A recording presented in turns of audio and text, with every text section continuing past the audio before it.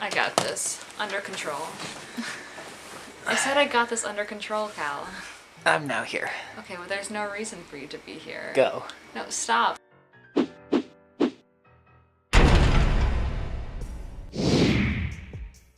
vey. You don't have to sync up music. There's no...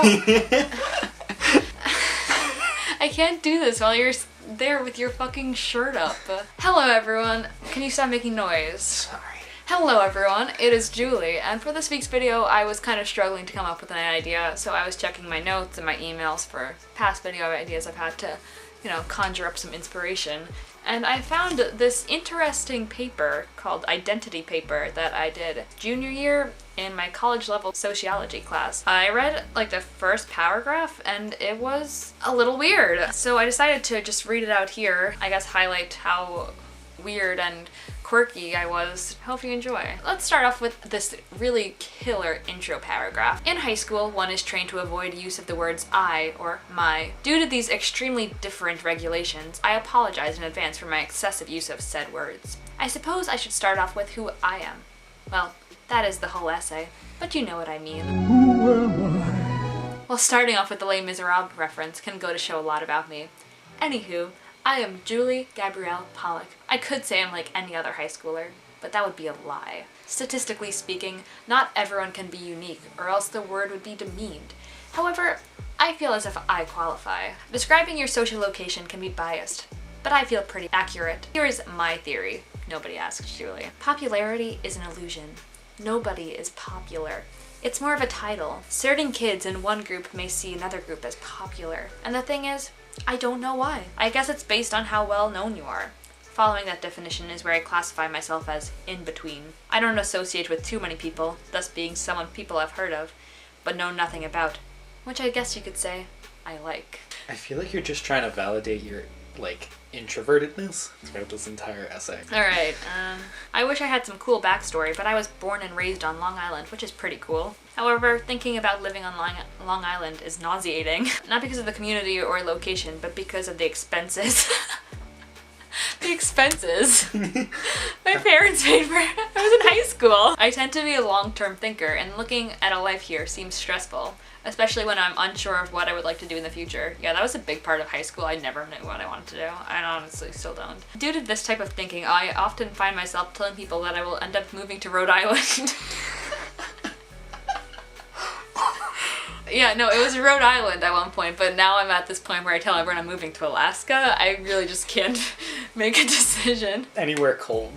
Any weird, obscure place. Once you get out of college, you're gonna say you're going to the Siberian Peninsula. Yeah, probably. Well, of course it might be nice there. What? I can't imagine leaving my family and having to travel to see them. Rhode Island? You know anything about Rhode Island? I think I just liked it because it was small. This paragraph's about my nationality. You're just white. Hey, my nationality is like the melting pot. What? Stop laughing at me! I'm sorry. Beliefs in religion, that's... As nice as it is to believe in a higher power, I hate to admit that sometimes I'm skeptical. It sounds good and fun, but what if it isn't real? You can't help but wonder, what if you die and nothing happens? Is it just black, or will you end up in heaven or hell? Maybe be reincarnated? It's something you don't find out until it happens. It's the fear of uncertainty. This is where the existentialism and nihilism stems from. I always wonder, if there are so many religions and views on the afterlife, which one, if any, is true? I hate admitting it out loud, written, or even thinking about it, because if it's all real, wouldn't I be viewed as a non-believer or unworthy to some extent? End of paragraph. Really, Debbie Downer. I really feel bad for the teacher that had to read this. No offense, but by God, that must have been one hell of a thing to go through.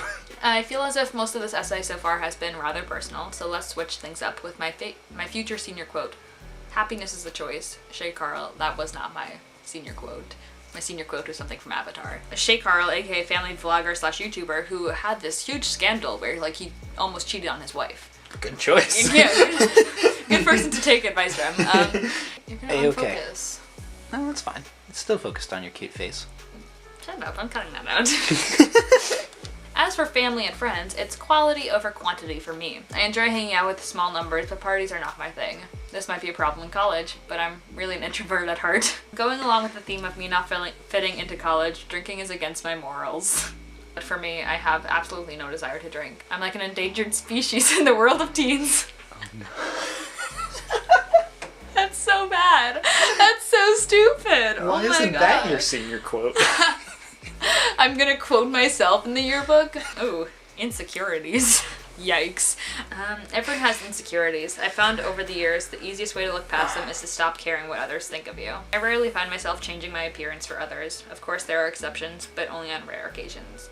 If I want to wear my super cool cat shirt to school, I'm not going to sit around worrying that I'll be judged for it. Still wear the cat shirt. I have another cat shirt too now. I find myself to be insecure in one of my safest places, the drama department. I'm not that good, and I know it.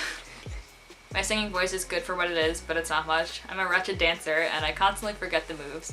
Come to think of it, I'm not much good at theater at all. Oh god. Okay. I am aware of these things, and it makes me insecure, but I know I'm not going into theater, so I don't let it stress me out too much. Yeah.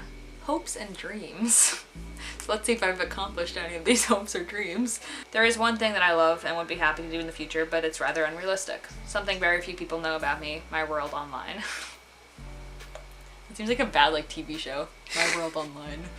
Every Sunday I upload a new video onto my channel, which I've had for over a year now. With now over 1,000 people following me, it's proven to be more than just a hobby. They may be silly videos, but being able to get feedback from people in different states and even different countries is something I wouldn't trade the world for. I would honestly consider it the biggest part of my life. This is the closing paragraph, what's that called? Conclusion? Conclusion. I was about to say outro. I feel as if I covered just about everything in only 3 pages. Hopefully you now know more about me, as this was the motive of this project. ... Sort of. These are things I never saw admitting to a teacher, but I'm feeling confident in myself, so why not? If there was ever a time to be honest, now was it. And that was all.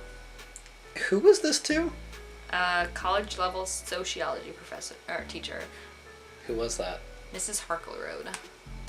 I mean, I liked her, but I don't know why I shared that much information with her. Alright, everyone, so maybe you learned some things about me, or I guess junior year me. I don't think I've changed that much. It's been 4 years. It's been 4 years. I knew that. A lot of these things have stayed pretty tried and true, but the point of the video was more the comedy aspect of how silly and bad of a essay this was. Whatever. If you enjoyed this video, make sure to give it a thumbs up, leave a comment down below, and subscribe for more videos. Thank you so much for watching. I'll see you guys next time. Peace out, Girl Scout, and goodbye. Did you forget how the editing process works? No, but I was just, I thought I'd give you something for the outro. I get that. I like to keep it